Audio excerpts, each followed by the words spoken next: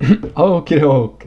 So, the last main model we're going to look at in our search for an appropriate workhorse model is the model of Golosov et al. 2014, um, published in Econometrica. Asimoglu's model, by the way, was in the American Economic Review, whereas the DICE model is published kind of all over the place. But notable is that Nordhaus got the Nobel Prize for his work, 2018. Okay, Golosov et al., which, by the way, the key authors behind this is like Per Krusell, it's people down in Stockholm. Yeah.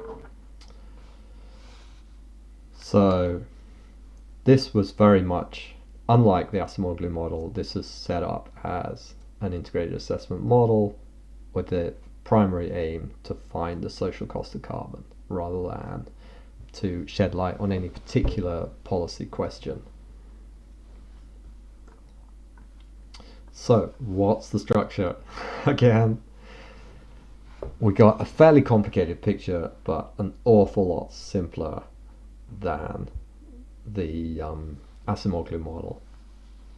And as you can see, we're back to something that looks very much like the neoclassical model, but with a resource sector added to it. So in a way, it's quite like the DHSS model, but with some very important differences. Okay, so what have we got here? We've got labor. Instead of all the labor going to the final goods sector, some of it goes to resource or energy production sectors effectively. So there aren't really, in the baseline model here, there aren't really natural resources as such, but there's energy production loosely linked to natural resources. We'll see. So this is like we send labor to build windmills, to harvest the wind, or renewables actually in general. We send labor to coal mines to dig up coal, or we can just let the oil flow. So as you can see, there's no labor here, there's no extraction costs for oil. These three different sources of energy go into some kind of power sector, and out we get usable energy for the economy. So these aren't just added together, there's an elasticity substitution between these. Okay, but then we get energy coming in to the final goods sector together with labor and neoclassical style capital. Out comes the single final good, which can either be recycled as capital, or put into the capital sector, or consumed. Where do emissions come from? Emissions are now directly linked to consumption of oil or coal. So for instance, if we shift from coal to oil per unit of energy, that will reduce emissions, because we know that emissions from coal per unit of electricity or whatever generated are much higher than emissions from oil. Okay, so as you can see, like, this structure makes a lot more physical sense, and it's also allowing us to capture the mechanisms that we know, like common sense tells us are important, and the pollution decomposition literature also tells us are important, to do with shifting between energy sources and increasing energy efficiency potentially. Okay, let's have a look at some details. Whoops. So, is there cake in the model? There is. I'll leave you to work out where it is. How do the three primary energy inputs combine? So we've got, if you look at the paper, there's a CES function here. What parameter should we choose for the elasticity substitution between those? And what do Golosov et al. Choose. Maybe we'll talk about that in the class. I think I'll save that up. So have a look at the parameter that they choose.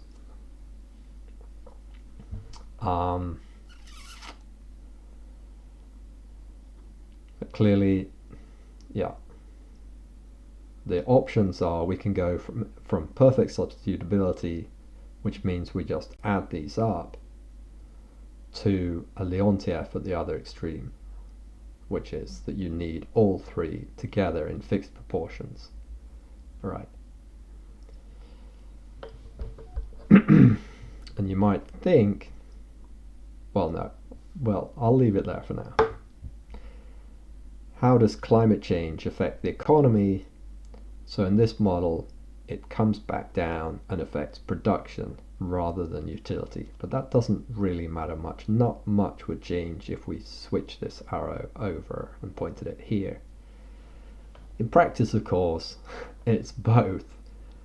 In some sectors, climate change affects production directly, but in other sectors or in other areas, it's more reasonable to think that it just affects our utility. Irrespective of the consumption goods, it's like we just lose utility from it being so hot or whatever. Okay, let's see what else we've got here. What's the relationship to DHSS? Okay, so it's pretty similar to the DHSS, right? But it's dealing with a lot of the weaknesses that we talked about before. Because it's no longer the case, because we have extraction costs. For coal, it's no longer the case, for instance, that the coal price will be expected to rise at the interest rate. In fact, coal stocks assumed to be infinite, so we expect constant coal prices, which is what we see, and increasing coal use in laissez-faire.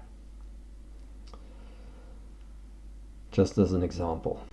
Plus, we've added pollution because worries about exhaustion, resource exhaustion, have gone out of fashion. It's much more important to worry about pollution these days, and of course now we've added pollution, which is directly linked to the resource use.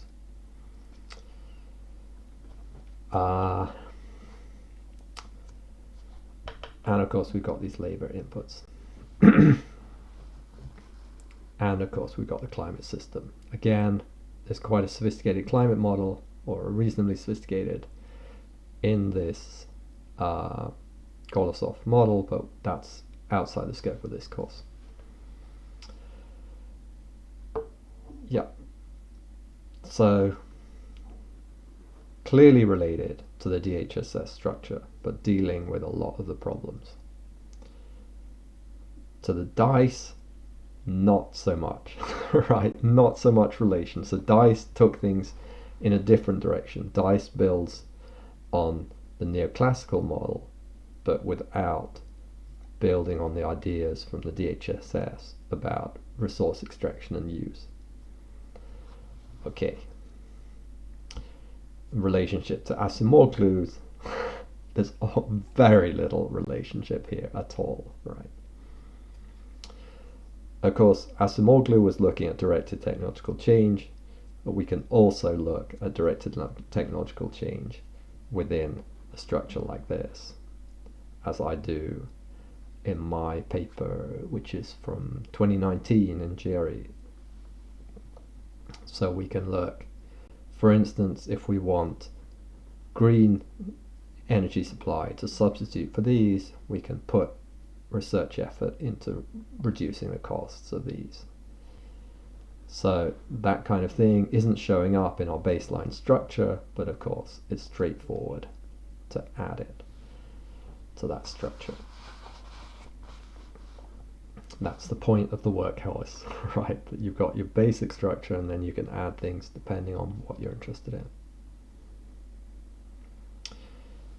So remembering Solo, can this structure capture the main mechanisms discussed there? Well, one of them is missing. I'll give you a clue. It's here, right? There's only one final good here, so there's no potential for composition effects here for consumers and producers to change the mix of what they produce, what final goods they produce, to make it more environmentally friendly. Okay. And we could fix this by changing the production function for the final good.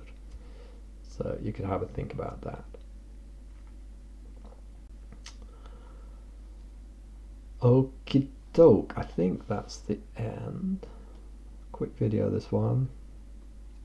Strengths and weaknesses. Yeah, no, I mean, it's a really nice workhorse model. Of course, if we want to look at directed technological change, which is really important, we need to add that. If we want to look at composition effects, you could argue that should be there in the workhorse model, but yeah, we need to add that. But the basic structure, I think, makes a lot of sense. Okay, short video, but I'm going to stop there.